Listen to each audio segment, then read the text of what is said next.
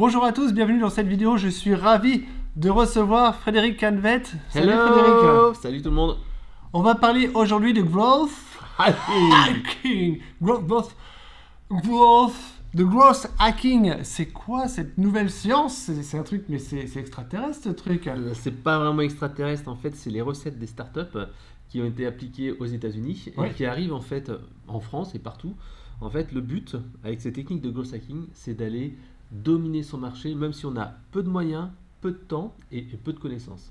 C'est vraiment des techniques agiles qui ont permis à des startups comme Airbnb, comme Hotmail et tout ça, et même Xavier Niel, qui ont réussi en fait à dominer leur marché en mettant en place des techniques vraiment très très simples. Et là en fait, je vais vous expliquer, une petite synthèse, comment faire pour vous aussi appliquer ces modèles-là et réussir à faire votre place au soleil, même si vous êtes que tout petit, vous n'avez pas forcément beaucoup de moyens et de connaissances. D'accord, vous savez quoi, en première partie déjà, on laissera le temps à Frédéric d'introduire qui tu es. On vous donnera une bonne définition du growth hacking, comment ça peut s'appliquer. Et je vous ai prévu un petit truc derrière, je vous montre ça dans un instant. C'est vraiment Fred et Jamy de C'est pas sorcier. Voici Fred, voici Jamy. On va s'éclater dans un instant sur ce sujet. D'abord, Frédéric, peux-tu te présenter à ceux qui nous regardent? Alors, vraiment quelques mots, ça fait presque 20 ans maintenant que je bosse dans le marketing. Donc, je suis product manager dans tout ce qui est logiciel B2B. Donc, ce qui est intéressant pour moi, c'est tout ce qui est acquisition, conversion, etc. Et en parallèle, donc, j'étais consultant, blogueur, j'ai monté 2-3 boîtes. Et pendant des années, j'ai été un peu comme vous, j'avais pas beaucoup de temps, pas beaucoup de moyens, je devais obtenir des résultats. Et j'ai fait des trucs un petit peu au hasard. Et un jour, j'ai vu ce concept de growth hacking qui est venu des sites, je me dis oh putain, mais c'est exactement ce que je fais, c'est-à-dire essayer de faire des trucs un petit peu originaux, essayer de casser les codes, essayer d'automatiser des choses. Quand on a peu de temps, c'est exactement ce qu'il faut faire. Et donc voilà, c'est comme ça que je me suis dit le growth hacking c'est top, et ça m'a passionné, et grâce à ça en fait j'ai sorti un bouquin qui a été publié il y a à peu près un an de ça, qui s'appelle le growth hacking, qui explique justement comment on va se lancer. Et on va essayer là, la méthode, c'est une méthode en 8 étapes pour essayer de doubler son nombre de prospects. C'est vraiment comment lancer sa boîte, comment la faire croître et comment aller récupérer du prospect ciblé. Très bien. C'est un bouquin que je vous recommande parce qu'effectivement c'est en 8 étapes. Il y a une partie introductive au growth hacking qu'on va regarder ensemble en ce moment. Et puis il y a différents paliers et on va les regarder tous ensemble. Voilà, je vous ai dessiné un magnifique tunnel derrière que je vais vous montrer plutôt proche de la caméra. On va jouer à quelques petits jeux. Je vous ai prévu tout ça. D'abord, effectivement, prenons le temps de donner une définition au growth hacking, d'où ça vient et comment ça marche le growth hacking. En fait, dans le growth hacking, il y a deux mots, il y a growth et hacking. Et là, ça définit tout le concept. Parce que pour certains, en fait, le growth hacking, c'est les techniques de pirates, c'est pirater des fichiers, c'est faire du spam. Or, en fait, le growth hacking, il y a deux mots. D'abord, c'est growth, et c'est le plus important. Et c'est ce fameux tunnel qu'on verra tout à l'heure. C'est tout simplement assurer la croissance aux entreprises en appliquant des méthodes rationnelles, et on va vraiment choisir ses priorités et ses investissements. Et la deuxième chose, c'est le hacking. C'est tout simplement essayer d'hacker la croissance, c'est-à-dire détourner un peu le système, utiliser des logiciels et automatiser ce qu'on peut le faire ou sous-traiter, puisque moi aussi, je fais appel à des sous-traitants, par exemple à Madagascar, qui me font gagner vraiment énormément de temps. Donc le growth hacking, c'est ça. C'est utiliser des techniques et des méthodes qui vont pouvoir assurer la croissance de son entreprise rapidement et à court terme. Cool. Et vous savez quoi, pendant cet entretien, on va essayer de vous donner des hacks qui peuvent s'appliquer à la fois au monde du blogging, tout à fait. Parce que Frédéric est auteur du blog conseilmarketing.com. Allez voir ce blog, c'est une pépite, c'est une mine d'or d'informations. Chaque jour, tu publies à quelle fréquence? En fait, justement, c'est une des choses que je faisais pendant très longtemps. Je publiais quasiment, à un moment donné, je publiais tous les jours. Ensuite, j'ai publié 3-4 fois par jour et maintenant, 3-4 fois par semaine plutôt. Et maintenant, en fait, j'ai réduit mon rythme à 1 voire 2 articles maximum dans la semaine, mais j'essaie de faire du qualitatif. Parce que dans ma niche, mon domaine qui est le marketing, si tu sors pas un article d'un minimum de 2000 mots, en fait, tu n'es pas visible sur cette expression-là. Donc, en fait, il faut vraiment faire des articles plus longs, plus qualitatifs pour que les gens restent plus longtemps sur la page. Et maintenant, j'en suis même arrivé à faire des articles de 7000, 8000, 10 000 mots. Et pour cela, j'ai plusieurs techniques. Justement, je te parlais tout à l'heure de sous-traitance, faire appel à des rédacteurs externes. Donc, ça peut coûter 30, 40 euros pour faire un article externe. Et deuxième chose, je renforce en fait mes articles existants. C'est-à-dire que j'ai des articles qui marchent pas mal et en fait je rajoute du contenu. Je dis là tu bouges pas trop mon contenu existant, mais par contre tu vas rajouter des trucs derrière, je dis ça au rédacteur, je relis un petit peu tout ça, je mets en forme, je rajoute de la valeur, ce qui me permet d'améliorer l'article en lui-même, le renforcer et je le repousse en fait à une nouvelle date en disant tiens il y a un nouveau contenu, il y a un nouveau truc.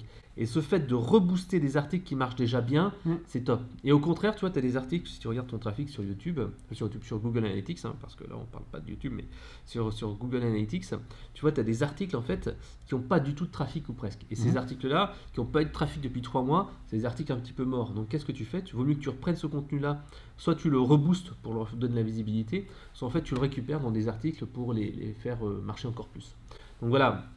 Un petit hack très simple, déjà, qui n'a pas forcément à voir un autre sujet, mais identifier sur votre site internet, votre blog, etc., quels sont les articles qui marchent le mieux, comparer par rapport à l'année passée, et s'il y a des articles qui sont en baisse, vous faites cette petite astuce-là, vous reboostez le contenu, vous supprimez les liens morts, vous mettez des images, vous mettez des vidéos, bref, vous enjolivez pas mal l'article et vous le republiez à la date du jour et vous faites une grosse promo sur votre newsletter, sur les médias sociaux et si possible avec des techniques avec les influenceurs. Voilà. Ça c'est bon, ça me plaît. Bah, vous savez quoi, ce hack que tu parles sur les blogs textuels, je vais vous donner tout de suite comment on peut l'appliquer à une vidéo sur YouTube. À un moment donné, vous faites le point sur votre vidéo sur YouTube, quelles sont celles qui ont le mieux fonctionné. Dans votre section vidéo filtrée sur les plus populaires, quand vous avez repéré la vidéo qui a bien fonctionné, eh bien rien ne vous empêche d'en faire une édition de l'année en cours, une mise à jour. Alors évidemment, l'idée c'est pas d'essayer d'injecter du nouveau montage dans la même vidéo. Non, surtout ne supprimez pas cette vidéo qui a bien fonctionné. Vous allez en refaire une version mise à jour avec toujours plus d'énergie, des compléments d'information, peut-être même selon votre domaine d'activité de dire dedans il y a des mises à jour qui s'appliquent à cette année en cours, ou parfois on prend même une longueur d'avance en disant comment réussir ceci en 2021 et on le met dans le titre de sa vidéo. Et la précédente vidéo, surtout vous ne la supprimez pas, vous mettez un lien à l'intérieur ou des fiches qui indiquent qu'il y a une nouvelle vidéo qui traite du même sujet. Ça c'est une bonne manière de faire. Et votre nouvelle vidéo, pareil, faites les actions de promotion sur la nouvelle vidéo qui vient d'être publiée, et elle-même, vous avez le droit aussi de faire un lien vers la précédente version, faire du cross-linking, faire du lien entre vos vidéos sur YouTube. Ça, c'est une bonne façon, parce que j'ai déjà reçu cette question d'une personne qui disait « Ma vidéo, elle a performé, je veux en faire une mise à jour, je fais quoi? Je la supprime et j'en crée une nouvelle ?» Non, surtout pas. Voilà, je vous ai donné l'astuce. Maintenant, regardez bien. Pour compléter cette définition du growth hacking, Fred et Jamy m'ont prêté ceci de l'émission C'est pas sorcier. Merci les gars. Sympa. Regardez bien, on a ici tous les étages. Alors, qu'est-ce qui est représenté ici? Un tunnel, hein. C'est bien ça. Alors, c'est vrai que tout le monde parle de sales funnel, de tunnel de vente. En fait, c'est plutôt un entonnoir des ventes. Attendez, et c'est pour ça en fait que ça a la forme d'un entonnoir, c'est le cycle des ventes. Exactement. Parce que tout le monde, c'est pas un tunnel où tout le monde rentre dans le tunnel et tout le monde va acheter. Non, il y a des gens qui rentrent dans le tunnel et qui vont passer les différentes étapes, et d'autres en fait qui vont jamais acheter, qui vont jamais commander, etc., etc. Exactement. Donc vous savez quoi? Là, je vous montre ici, et c'est du vrai, attention, hein. Il y a des heures de boulot là-dedans, une équipe créa qui a travaillé là-dessus. Hein. Merci les gars. Regardez bien, donc derrière cet entonnoir de vente, il y a différents niveaux. Ouais. À chaque niveau, vous aurez des hacks. Mais déjà, il va falloir trouver qu'est-ce qu'il y a derrière chacune de ces lettres. Le A. On n'est pas sur le film de Chabat. Hein. Mais on va jouer un petit jeu avec Fred et moi. Attention, vous connaissez le jeu pyramide? Regardez bien, je vais essayer de faire deviner à Fred le premier étage ici de cet entonnoir. Attention Fred, celle-ci je vais te la faire en deux. En deux? Ok. Alors, immobilier. Investissement. Achat. Acquisition? Oui, acquisition. Le A de acquisition. Alors, de quoi s'agit-il dans cet entonnoir? Le A de acquisition, petite définition s'il vous plaît. En fait, c'est simple, c'est identifier des carrefours d'audience, c'est-à-dire des endroits où sont vos prospects, pour pouvoir en fait savoir comment vous allez les exploiter. D'abord, généralement, ça commence manuellement, c'est-à-dire que par exemple, vous identifiez que vous avez une partie de vos clients qui sont sur LinkedIn. Et en fait, au lieu de lancer des machines pour balancer des milliers d'emails ou des milliers de messages d'un coup, commencez par envoyer 5, 10, 15, 20 messages manuellement et vous regardez un petit peu les retours. Souvent, en fait, il faut affiner le message d'accroche ou des choses comme ça. Par exemple, moi, j'avais commencé au début sur LinkedIn en envoyant des messages uniquement texte et je me suis rendu compte qu'en ajoutant une petite image, lorsque j'envoyais en fait une demande de contact, ça cartonnait beaucoup plus. Enfin, c'est le second message. Le premier message dit voilà, je suis passionné de tel sujet. Le deuxième message, en fait, je dis, bah tiens, regardez ma BD sur l'expérience client et puis mon web séminaire sur Facebook Messenger.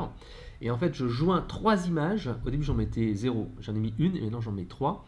Et tout de suite, les gens se disent, ah ouais, c'est super sympa. Et ils vont aller sur le site, voir cette fameuse BD et la télécharger et donc me donner leurs coordonnées.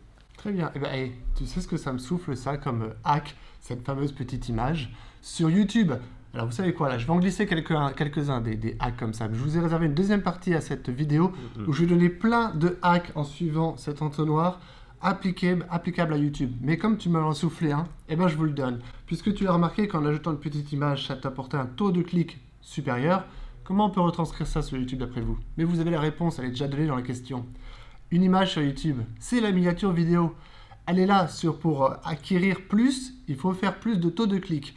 Une miniature super attractive qui tape à l'œil va attirer plus de clics pour venir regarder votre vidéo. Donc là, vous êtes en train de faire de l'acquisition quelque part parce que des gens ont aperçu votre miniature, ils ont cliqué dessus.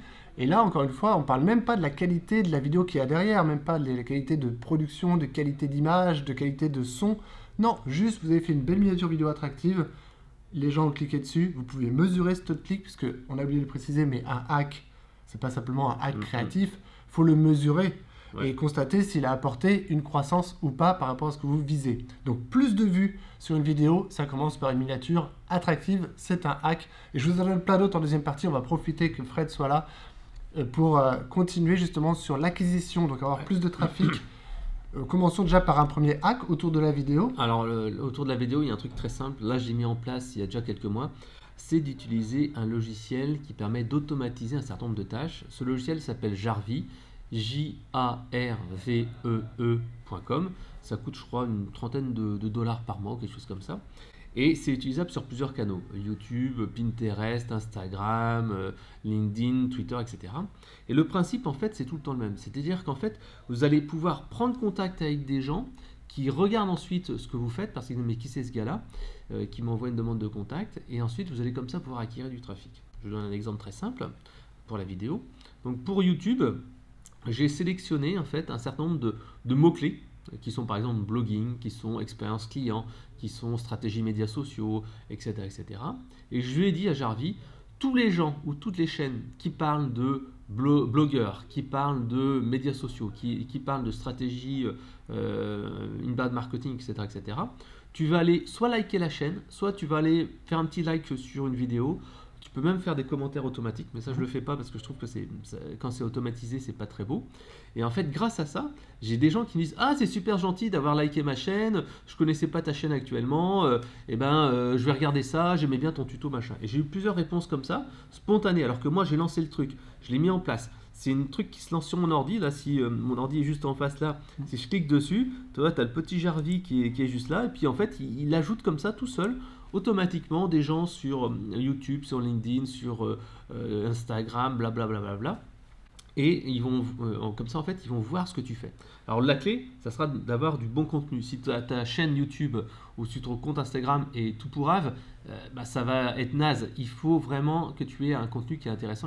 Les gens se disent, tiens, il m'a liké, je regarde ce qu'il sait et je vois que c'est des trucs intéressants. Et donc à ce moment-là, je le suis, je regarde ses vidéos, etc. Donc là, ensuite, tu l'as dit, il faut mesurer le résultat. Et grâce à Jarvee, tu as un petit tableau de bord et il te montre en fait le nombre d'ajouts qui ont été faits, le nombre de personnes qui t'ont suivi derrière et tout ça. Et donc, c'est vraiment super intéressant. Pour 30 dollars par mois, c'est vraiment hyper intéressant. Moi, YouTube, c'est pas forcément mon canal préféré. Moi, je suis beaucoup sur le podcast et beaucoup sur les articles, etc. Mais ça a quand même permis d'augmenter au moins de 20 à 30% le nombre de mes abonnés. Je vois vraiment sur ma chaîne YouTube une augmentation à partir du moment où j'ai utilisé cet outil-là. Alors, il faut le faire de manière intelligente, il ne faut pas trop jouer les bourrins, mais en tout cas, c'est super intéressant. Voilà. Excellent. Et tu me parlais tout à l'heure de la miniature. Oui. Ça me rappelle un truc. Là, tu dis la miniature, c'est important parce que les personnes vont voir ta miniature et vont avoir envie d'aller la voir. Et en fait, ce qui se passe, c'est que cette miniature-là, elle est mise souvent sur la droite quand il y a les vidéos qui sont suggérées. Il y a une petite astuce qui consiste justement à prendre la vidéo la plus vue dans ta thématique. Imaginons que on parle de comment monter un blog. Toi, tu fais une vidéo qui s'appelle monter un blog. Tu vas faire bien sûr ta miniature qui va être optimisée. Et en fait, dans les mots-clés de ta vidéo, tu vas mettre exactement le nom exact de la vidéo la plus vue sur le mot-clé monter un blog. Donc tu fais ta vidéo, tu tapes dans le moteur de recherche de YouTube monter un blog, tu regardes quelle vidéo apparaît en premier, tu copies-colles le titre, tu le mets dans tes mots-clés de ta vidéo et tu auras un peu plus de chance, alors je ne te dis pas que ça va être systématique, mais tu as un peu plus de chance que ta vidéo apparaisse dans les suggestions en bas à droite. La vidéo que tu as trouvée dans les moteurs de recherche, ce n'est pas forcément ta vidéo. Ah non, justement, c'est pas la tienne, d'accord. c'est celle de ton concurrent. D'accord. Et en reprenant ces mots-clés à lui, en les injectant dans tes mots-clés à toi sur ta vidéo, tu augmentes tes chances, effectivement, c'est vrai, d'apparaître dans les vidéos suggérées. Les vidéos suggérées, c'est aussi, j'en parlerai sur la deuxième partie, dans les hacks applicables à la vidéo et notamment à YouTube.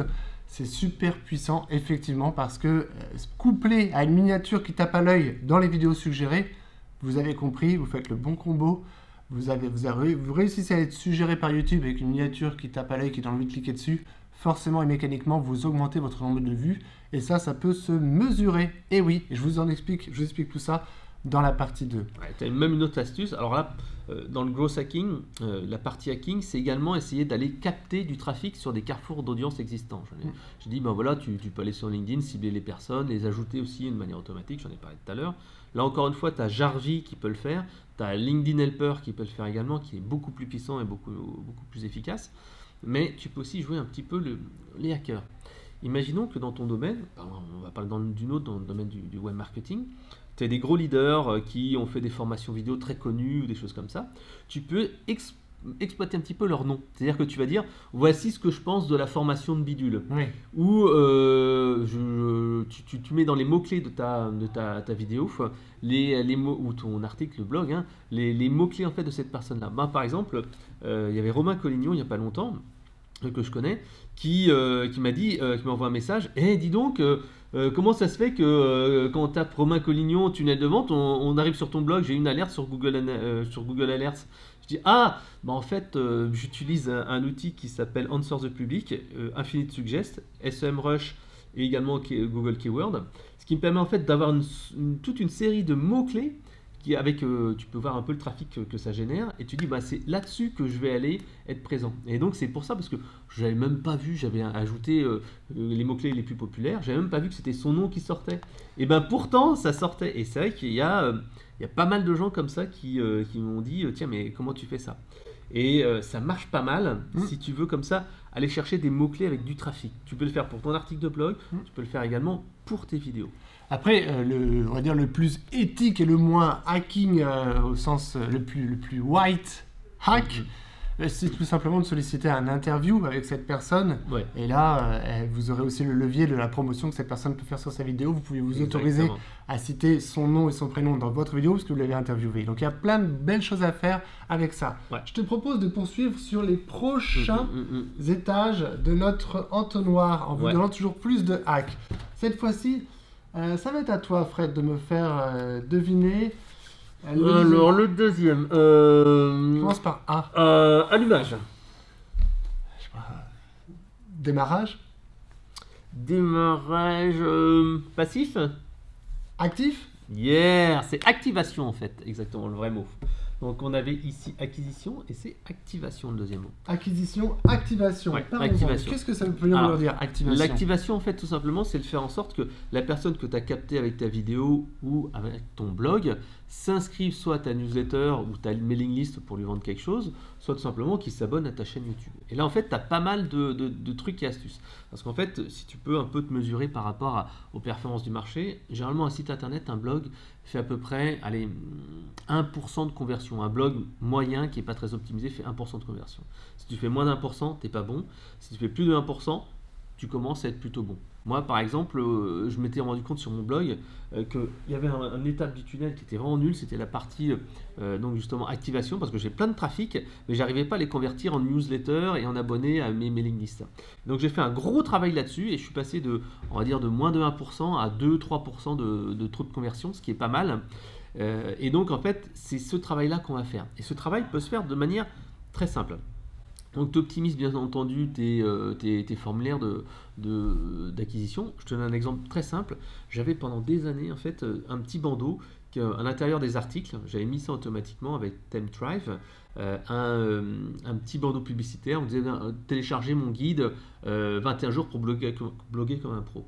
Et là, en fait, il y a à peu près, allez, 1 mois et demi de ça, j'ai testé et j'ai mis 2 formulaires. Maintenant, tu en as un qui est recevez mon livre, monétisez son blog. Et en dessous, plus bas, j'en ai encore un autre qui dit recevez mon cours gratuit 7 jours pour générer du trafic via les médias sociaux. Et grâce à ça, j'ai augmenté, allez, on va dire de quasiment 20% mon nombre d'abonnés.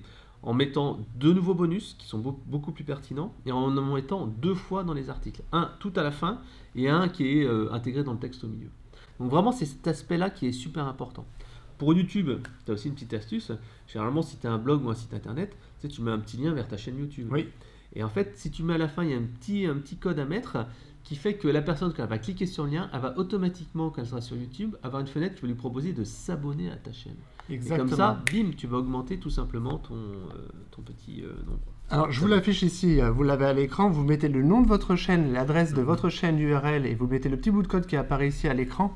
Et ça fonctionne effectivement quand une personne va cliquer sur ce lien, il lui sera proposé un petit pop-up pour confirmer son abonnement à votre chaîne. Et ça, quelque part, c'est un effort de moins à faire pour cette personne et vous l'activez davantage. Donc merci. Alors une petite astuce également d'activation.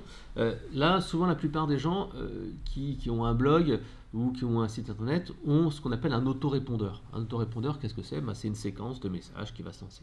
Moi, je dis que c'est le niveau 1, c'est le truc qui est vraiment simple à faire. Ce qui est mieux de faire, c'est ce qu'on appelle le trigger marketing, c'est-à-dire c'est du marketing automation, toujours. Sauf qu'au lieu de dire tu vas recevoir la séquence et puis basta, tu vas prendre en compte en fait ces actions. Je te donne un exemple très simple. Moi, en fait, tous les gens qui s'inscrivent par exemple à une de mes formations, ils ont comme ça une séquence de messages. Je dis tiens, voilà, n'oublie pas de voir la vidéo numéro 1, la vidéo numéro 2. Donc, ce qui augmente en fait, tout à l'heure, on va le voir, la partie un petit peu. On donne pas le mot, on l'a pas entendu. Ouais, là, je crois qu'on l'a pas entendu. Mais en fait, là aussi, dans mes séquences, selon que la personne allait cliquer sur un bouton j'aime la formation ou j'aime pas la formation, derrière, en fait, elles auront un message qui va être différent. Soit, en fait, ça va être un formulaire Google Forms qui dit pourquoi ça va pas, et moi je reçois une alerte, pourquoi ça va pas, et j'essaie de corriger la situation. Soit, en fait, c'est un message qui dit merci, vous êtes content de la vidéo, dites-moi quelques mots, et est-ce que je peux vous citer? Et grâce à ça, en fait, automatiquement, tous les jours, bim, bim, bim, bim, bim, je reçois des emails de gens qui sont OK pour témoigner et je peux publier un peu ensuite leur article. Donc vraiment, vous avez pas mal de choses à faire et j'ai 4 messages par contre qui cartonnent hyper bien. Et ça, ces 4 messages-là, si vous êtes dans le B2B, je vous invite à les copier. C'est ce que j'appelle mes killer messages. Quand je les mets en place en marketing automation, vraiment, ça génère vraiment de l'interaction. Parce que si vous envoyez du marketing automation uniquement en poussant de l'information, sans jamais appeler à l'action, vous allez en fait louper quasiment les 50% de vos ventes, au moins. Donc en fait, vos messages doivent être là pour faire interagir la personne, pour qu'elle se dise mais c'est un message qui est pour moi. Donc c'est pour ça que c'est important de mettre le prénom de la personne dans le message, etc. Et à ce moment-là, vous lui dites par exemple, est-ce que, par exemple, mon livre blanc vous a plu? Si vous envoyez ça au 2e jour, après que la personne ait téléchargé le bonus, et généralement, la personne va dire oui, ça me va, oui, ça me va pas, ou chercher de l'aide, etc. Et là, vous profitez de ce message-là pour en fait lui répondre et essayer de le convertir vers un produit payant. Deuxième chose, si vous vendez des produits à valeur ajoutée, comme en B2B, une formation vidéo par exemple à 300, 400 euros ou quelque chose comme ça, envoyez le message qui s'appellera « Demande de rendez-vous, date à confirmer ». Ça, c'est dans l'objet. Et dans le message, vous dites, tu es inscrit à ma newsletter. Bonjour Thomas, tu es inscrit à ma newsletter depuis un certain temps. Tu sais que j'aime bien en fait aider les entrepreneurs. Je sais que la formation vidéo, les articles, c'est pas forcément évident. Ce que j'aimerais bien te proposer, c'est une séance de coaching. J'ai un peu de temps cette semaine parce que j'ai un rendez-vous qui s'est décalé. Est-ce que toi, tu voudrais qu'on fasse une session ensemble de coaching? C'est 150 € pour faire ça. Dis-moi tout de suite parce que les créneaux se libèrent pas facilement. Ce message-là, il est programmé automatiquement. Moi, je le fais pour mes scénarios de marketing automation. La personne pense qu'il y a vraiment un rendez-vous qui s'est décalé, qui s'est annulé, etc. Tu lui annonces le prix et la personne dit « non, désolé, je ne suis pas disponible cette semaine, mais je suis disponible la semaine d'après » ou « non, c'est un peu cher, pas trop cher ». Ce message-là, ce n'est pas un message de vente, c'est un message en fait où la personne elle se dit « merde, il y a un rendez-vous, j'ai oublié un truc, etc. » C'est un message hyper puissant. Troisième message hyper puissant, c'est le message « Est-ce que vous voulez un outil de calcul des ROI de mon outil ?» Par exemple, Moi, dans le B2B, c'est pour du logiciel. Est-ce que vous voulez un exemple de calcul de rentabilité d'un logiciel qu'on va mettre en place? Mais cet aspect rentabilité est vraiment super intéressant. Donc, selon votre activité, alors pour la formation vidéo, ça peut être un peu compliqué, mais par exemple, est-ce que vous voulez calculer la rentabilité de la mise en place d'un petit studio vidéo comme ça? Dites-le moi, je te donne un petit exemple, il y a un petit fichier Excel à remplir et tu verras si finalement mettre en place de la vidéo ou un petit studio comme je vends, ou par exemple ma formation vidéo, ça va être rentable pour toi. Et la personne dit, ah bah ok, je veux bien, envoie ce fichier Excel et tu en profites un petit peu pour discuter avec lui. Quatrième message. Le quatrième message, celui-là c'est un message un peu particulier, c'est le message « Est-ce que je vous ennuie avec mes emails sur tel sujet ?» C'est un message qui va faire réagir les gens et souvent ce message-là, ce qui est intéressant, c'est qu'en fait il ne passe pas forcément dans les spams. Bizarrement, j'ai remarqué que ce message-là était souvent plus reçu que les autres messages. Et donc ce message-là a pour but de faire un petit peu bouger les réticents. Et souvent, tu auras des gens qui diront « Non, non, mais tes messages m'intéressent, mais pour l'instant, je sais pas, j'ai pas les finances, j'ai pas le temps, etc. » Et tu dis bah, « Ok, d'accord, est-ce qu'on peut se voir un peu plus tard ?» Donc ces 4 messages-là, c'est 4 messages hyper puissants que je vous invite à mettre en place. Et ils sont vraiment très, très efficaces pour justement améliorer l'activation de tes clients. Voilà. Waouh, ça c'est beau. Allez, je vous invite maintenant au prochain niveau de notre entonnoir. Cette fois-ci, il commence par la lettre R. R. Attention, attention, j'essaie de te la faire en 3. En 3, d'accord. Immobilisé. Bloqué. Eau. Barrage. Bassin. Rétention. Yes, bassin de rétention. Oh, la classe. Et tu fais dans l'immobilier, toi, maintenant? Ouais. Il est fort. Oui, on avait acquisition, activation, rétention. De quoi s'agit-il? Alors en fait, la rétention, c'est quelque chose qui est souvent un gros problème chez pas mal de blogueurs, d'entrepreneurs. Tous ceux qui font de la formation vidéo, ils se rendent compte en fait qu'il y a plein de gens qui n'utilisent pas leur formation vidéo. Ou alors moi, dans mon domaine des logiciels, quand tu vends un produit à abonnement, tu as plein de gens en fait qui se désabonnent au bout d'un certain temps parce qu'ils n'utilisent pas le produit, parce qu'ils ne voient pas la valeur, etc., etc. Donc le but en fait de la rétention, c'est de garder ton client le plus longtemps possible dans ton entreprise et de vendre un abonnement ou lui vendre des choses supplémentaires. Donc il y a quelques règles de base. La première en fait, c'est toujours sous-promettre et sur-délivrer. C'est-à-dire que moi, souvent, quand je dis, bah voilà, il y a une formation vidéo qui fait 4 heures, bah, finalement, il n'y a pas 4 heures, mais il y a 5 heures, il y a des bonus et tout ça qui se rajoute. Deuxième chose, j'en ai parlé il y a 2 minutes, c'est l'enquête de satisfaction. Sincèrement, je ne comprends pas que des gens qui vendent un produit, n'importe lequel, ne mettent pas une mini enquête de satisfaction. Tu le fais avec Google Forms, tu le fais avec SurveyMonkey. Tu mets ce fameux cycle dont je t'ai parlé. Moi, je l'ai mis sur Aweber, je l'ai mis sur GetResponse. Ce fameux cycle qui dit bah alors qu'est-ce que vous pensez? Ça te permet de rattraper les gens qui ne sont pas contents et qui disent rien. Parce que tu as plein de gens qui ne demanderont jamais de remboursement et qui finalement diront mais ta formation c'était vraiment nul, c'était pas adapté et je suis vraiment déçu. Et là, en fait, il faut les rattraper et les retourner. Et souvent, ces gens-là, que tu arrives en fait à identifier et tu les rattrapes, tu dis ah, mais attends, je vais t'aider, ou tu peux même passer 5 minutes au téléphone, lui dire attends, il y a un truc, ou alors je vais te faire une vidéo rien que pour ça. Les mecs vont dire ah putain, c'est super sympa, j'ai vraiment de l'accompagnement, avec toi, moi j'ai confiance, etc. Donc vraiment important. Deuxième chose, tu peux par exemple leur mettre en place un groupe Facebook. Moi j'ai un groupe Facebook avec mes clients, toi aussi tu en as un, et c'est vrai que ça permet aux gens de discuter et de dire t'as un problème, pose la question. Oui. Souvent les gens m'envoyaient un mail au départ, je dis maintenant pose plutôt la question sur le groupe, et comme ça en fait il y a moi qui réponds mais d'autres personnes aussi. Voilà. Et donc ça c'est vraiment super intéressant, et donc le marketing automation comme je te disais tout à l'heure, c'est intéressant de faire ça. Autre chose, si tu vends un produit cher, si tu as vendu par exemple un produit à 300-400 euros, et moi je le faisais dans le domaine des logiciels, quand on vendait des logiciels de gestion avec des prix hyper importants, quand tu as un abonnement, un petit peu avant la date de fin de l'abonnement, par exemple si ton abonnement il se termine dans 2 mois, tu fais donc c'est un appel ou un email, tu peux même utiliser un message vocal qui est envoyé sur le répondeur de la personne en automatique, et ben en fait ça permet de faire en sorte que la personne renouvelle. C'est-à-dire que le fait 2-3 mois avant de dire comment ça va, comment ça se passe, ou d'envoyer un petit mail disant voilà vous avez commandé il y a quelques temps, qu'est-ce qui se passe, etc. Et ben ça permet en fait d'avoir un renouvellement qui est beaucoup plus important. Rien que le fait d'écouter, de lui avoir donné 3-4 trucs et astuces, bam, tu vas voir que tu vas renouveler beaucoup mieux. Donc cet aspect rétention, elle est vraiment essentielle. Voilà. Et puis même, souvent de fois, et ça le fait même avec les plus gros logiciels du marché, lorsque vous êtes sur le point de mettre fin à votre abonnement, on vous propose de vous rattraper une dernière fois en disant, écoutez, là, ce qu'on peut vous proposer, c'est un geste commercial pour l'avoir encore 2 mois gratuitement, et si vous vous réengagez. Et là, on se dit, bon, bah, ok, pourquoi pas. Et c'est quand même dommage de laisser partir les gens. On est sur la rétention, donc quand on est sur les formules à abonnement, il faut trouver justement toutes les astuces qui font que les personnes restent. Lorsque vous avez éventuellement même une formation avec un abonnement mensuel, il n'y a rien de plus intéressant en termes d'interactivité, interaction avec ceux qui sont abonnés que les lives au sein de votre groupe privé. Faire des lives, ça apporte beaucoup de côté humain et vous pouvez répondre en direct aux questions. Les gens voient que vous êtes toujours actifs, toujours là, parce que s'ils ont l'impression que vous leur envoyez du contenu automatisé par email et que c'est que de l'automatique, à un moment donné, ils vont se dire, mais est-ce que je suis vraiment abonné à un vrai formateur qui est là, prêt à ma disposition? Donc ça, c'est des petites astuces qu'on peut vous donner comme ça. Est-ce qu'on passe au prochain moment? Alors, allez, c'est à mon tour. Je te dirais, allez, conseil. Avis? Suggestion. Suggestion, commence par R. Recommandation? Yes, recommandation. En fait, c'est un truc qui est vraiment important. Parce que quand tu as un produit qui est intéressant, quand on a vu tout à l'heure toutes les techniques de rétention, ben en fait, le bouche à oreille, le parrainage, ce sont vraiment des trucs qui marchent à mort.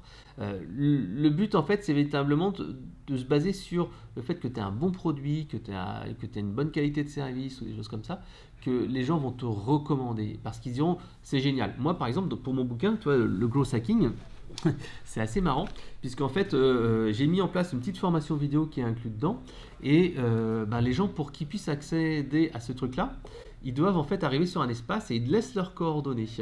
Et en fait, ils laissent leurs coordonnées et je récupère comme ça, je crois qu'on a vendu 3000 exemplaires du bouquin, j'en ai récupéré à peu près 500 via cet intermédiaire-là, donc ça fait moi ma propre petite liste. Et en fait, je leur envoie une séquence de messages et dans les séquences de messages, je leur dis « Hey, si vous avez aimé le bouquin, laissez-moi un petit commentaire sur Amazon ou sur Facebook ou sur LinkedIn. » Et donc en fait, j'ai plein de gens comme ça qui m'ont fait plein de commentaires et je leur dis « Si vous faites ça, en échange, je vous donne 1 mois gratuit de ma formation, la Star Marketing Academy. » Et grâce à ça, j'ai eu un max de témoignages de gens qui ne l'auraient jamais fait. Et en plus, complémentaire à ça, dans ce petit espace réservé, je leur demande leur numéro de téléphone portable. Et donc, grâce à ce numéro de téléphone portable, qu'est-ce que je fais? J'utilise un logiciel qui s'appelle VMS Online, qui permet d'enregistrer un message. Donc, tu prends ton téléphone, tu enregistres comme si c'était bonjour, c'est Frédéric, merci d'avoir acheté mon bouquin, j'espère qu'il te plaît. N'oublie pas que si tu laisses un message, tu peux faire ceci, cela. Et donc en fait, je récupère après les numéros de téléphone des personnes qui sont inscrites et je peux, comme ça, tous les mois, leur envoyer un petit message, comme si c'est moi qui appelais, en plus avec mon numéro à moi, ou je pourrais même prendre un numéro pro à part. Oui. Et là, les personnes disent, oh putain, le mec il m'a appelé au téléphone, il m'a laissé un message, waouh! Et ça fait un effet de malade. Dans l'e-commerce, c'est hyper utilisé. En fait, tu commandes un produit, derrière, tu as un message comme ça qui est déposé sur ton répondeur. Bien sûr, ce n'est pas un message qui fait en live, c'est un message qui va direct sur ton répondeur sans que ton téléphone sonne. Donc tu te dis, tiens, j'ai loupé l'appel. Et les gens se disent, ah merde, il y a le site e-commerce qui m'a appelé, qui me dit, j'espère que votre commande vous plaît, n'hésitez pas à nous laisser un avis. Et cet avis-là est super intéressant. Donc laisser un avis sur le produit, mais également, là, dans notre cas de figure, faire du parrainage. Donc super intéressant. Voilà. Excellent. Excellent. Et vous verrez, hein, dans la partie 2 à cette interview, moi je vous consacre tous ces étages du tunnel ici à la vidéo. Et sur la recommandation, il y a aussi des cartes à jouer autour du marketing vidéo. Passons maintenant au prochain palier, le dernier de notre cycle. On était si bien ensemble. Et cette fois-ci... Ah, c'est toi? Ouais, je te le fais en... Ah, il est facile celui-là, je le fais en 1. En 1 Salaire. Revenu. La classe. Yes. Attends, on leur fait le point jusqu'à présent. On avait donc acquisition, activation, rétention, recommandation, revenu. Alors revenu, c'est quelque chose qui est vraiment important. En fait, c'est augmenter le panier moyen de son site internet, de son activité. Et il y a des trucs qui sont vraiment hyper simples. Moi, par exemple, je te donne un exemple super concret. Pendant très longtemps, en fait, j'ai utilisé une plateforme d'affiliation parce que j'avais pas du tout envie de gérer la partie facturation. Quand tu vends des produits à 7, 8, 10, 20 euros, tu te dis putain, je vais pas faire une facture pour ce montant-là. Donc en fait, j'ai passé par une solution d'affiliation très simple que place sur le marché. Puis je me dis merde, à un moment donné, faut que je trouve autre chose parce que c'était juste la facturation. Et je suis passé par d'autres solutions de facturation. Tu peux voir System.io, tu peux voir Cuneo que j'utilise également. Learnybox que je recommande Learnybox chaudement. également, tout à fait. Et en fait, ce qui se passe, c'est qu'ils te permettent en fait d'aller optimiser directement ton tunnel de vente. C'est-à-dire que l'order bump, ça c'est un truc qui m'a permis. Allez, l'order bump, qu'est-ce que c'est? C'est tout simplement quand tu as ton panier de commandes, que la personne a choisi son produit, il y a juste un bouton à cliquer et c'est allez, je profite d'une promo pour 5 euros de plus, 10 euros de plus, et j'obtiens un petit truc en plus. Tu vas sur la SNCF, quand tu prends ton billet, tout le temps elle te dit est-ce que vous voulez l'assurance pour 3 euros? Et des fois tu dis ouais, on sait jamais, je voudrais pas être un problème, etc. Je le prends. Alors que tu l'utiliseras jamais.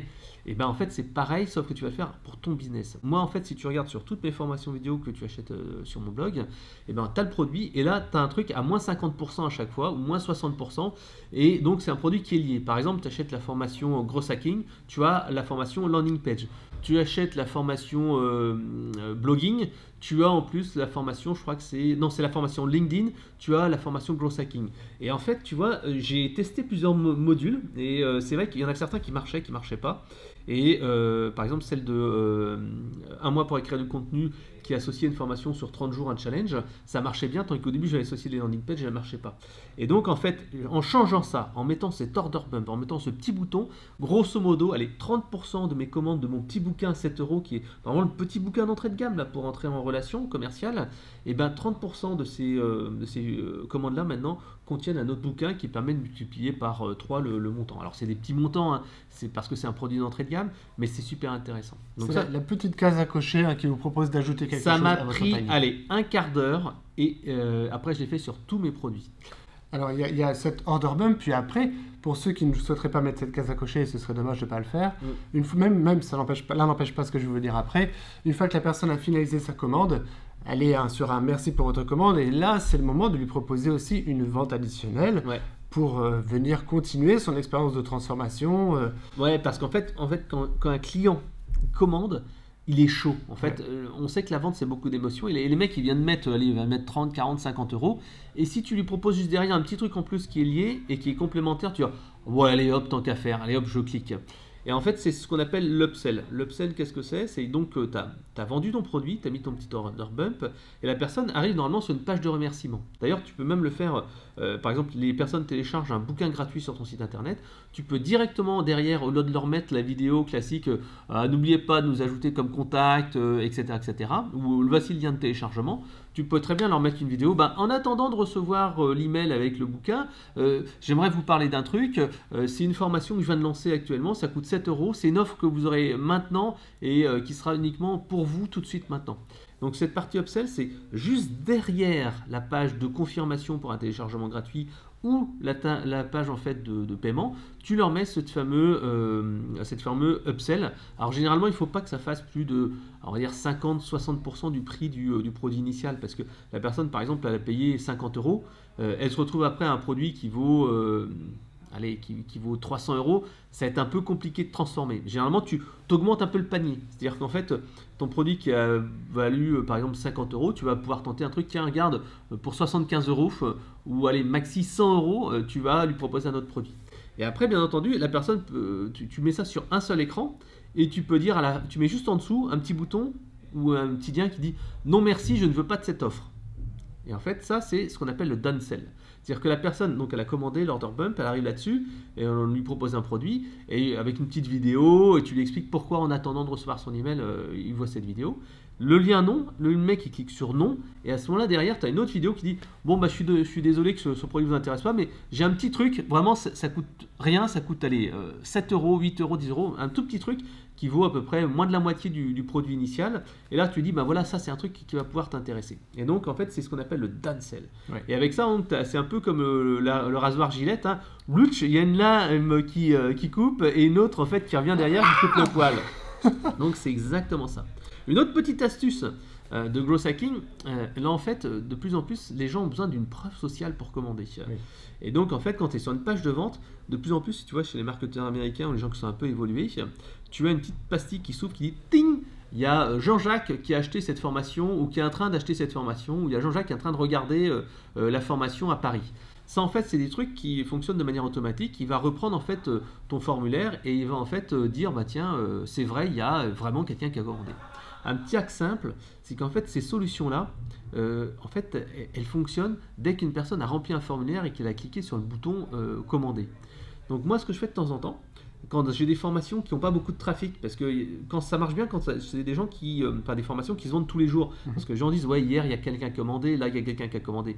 Si c'est un produit que tu vends toutes les semaines, les gens vont voir Martin a acheté ce produit il y a 2 semaines, ils vont dire oh putain il y a 2 semaines, oh, ça n'a pas beaucoup de succès. Donc ce que tu fais de temps en temps, tu vas sur ta page, tu cliques sur le bouton achat, tu finis pas ta vente et tu mets quand même tes coordonnées et ça fera comme si la personne en fait elle avait commandé ton produit. Et comme ça, moi, généralement, dans mes petits produits qui sortent pas régulièrement, je les, entre guillemets, je les réactive en disant tiens, il y a quelqu'un qui a commandé avec un faux nom et tout ça. Ah, et ça, c'est bon, c'est un peu du hacking, mais ça marche vraiment très très bien. Voilà. Excellent. Écoute, merci Frédéric d'avoir été avec nous pour nous parler des growth hacking, vraiment de nous décrire tout cet entonnoir. Et donc, comprenez bien cette logique. Hein. On applique un hack, une petite technique pour gagner de la croissance à un des étages de cet entonnoir, et à chaque fois il faut avoir un élément de mesure qui va en face, sinon c'est la créativité à l'emporte-pièce comme ça, et c'est au petit bonheur la chance. Ouais, je te donnerai un dernier exemple. Toi, il n'y a pas très longtemps, je discutais avec Mathieu Vénis de Penser à Jouer et à Agir. Il est dans le sommet. Voilà, et donc en fait, il me disait ouais, j'arrive à générer vachement de trafic avec Pinterest. Je dis, Pinterest, t'arrives à générer du trafic? J'étais étonné, je me dis merde, putain, si Mathieu il arrive, moi je devrais y arriver aussi, merde, c'est pas possible. Et donc en fait, qu'est-ce que j'ai fait? Et j'ai cherché un outil de growth hacking, c'est-à-dire un outil d'automatisation pour Pinterest. J'ai trouvé un outil qui s'appelle Ninja Pinner. Et en fait, c'est un petit outil très simple. Tu payes juste une seule fois, ça coûte 28$. Et en fait, il va te permettre d'uploader toutes tes images de manière automatique. Moi, par exemple, j'avais des images de growth hacking, des images de marketing, d'expérience client et tout ça, que j'avais mis sur mon disque dur. Et en fait, j'ai repris tout, parce qu'en fait, quand je fais un article, je mets toujours les images, tout ça, je les mets sur mon disque dur. Et je les classe en fait par répertoire. Et en fait, j'ai repris comme ça tout mon disque dur, j'avais, je sais pas, 500, 600, 700 images. J'ai créé des tableaux sur Pinterest avec Ninja Pinner, je les ai choisis, je les ai mis, tiens, allez, mets dedans, tel truc. Et j'ai choisi des articles à moi qui étaient bien sûr liés à ces thématiques-là. Donc ça se fait sur quoi ça a pris, allez, à 1 heure max à faire mes petits tris, mes répertoires et tout ça. Après, ça se met en route automatiquement. Et ça envoie une nouvelle image régulièrement? Exactement, ça envoie par exemple, les 50 images, ça te les envoie à la suite. Et après, le lendemain, tu renvoies encore 50. Après, le lendemain, tu renvoies encore 50, etc., dans tes boards. Parce qu'il faut quand même avoir un petit peu d'actu.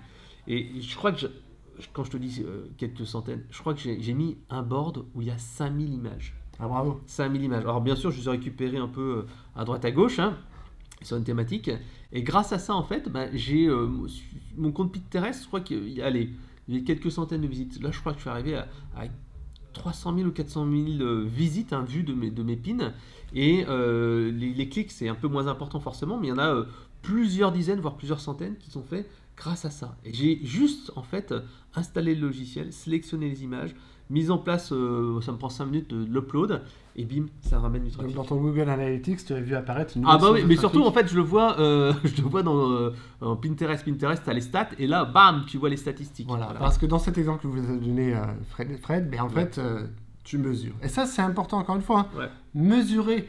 Regardez les petites choses à ajuster. Vous verrez dans la partie de cette vidéo, je vous en réserve pas mal des hacks qui s'appliquent à YouTube, qui s'appliquent à votre façon de faire des webinaires, qui s'appliquent à votre façon de vendre du contenu avec la vidéo. Et vous allez voir, à chaque fois, il y a un élément de mesure qui va en face. Sinon, c'est de la créativité comme ça. Tu peux toujours voir un peu ce que ça donne. Moi, j'utilise des liens de tracking, souvent avec ClickMeter ou Link Tracker, voir un simple code Google Analytics, et ça te permet de savoir combien tu as fait de ventes derrière. Voilà. Bravo, merci Frédéric d'avoir été avec nous. Et je vous rappelle, elle est toujours en librairie. Allez voir The Growth Hacking.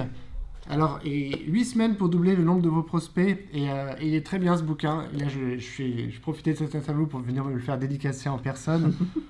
Et continuez à suivre ce que fait Fred sur conseilmarketing.com. Merci à toi d'avoir été avec nous, et rendez-vous tout de suite dans cette partie 2. Allez, bye bye, salut.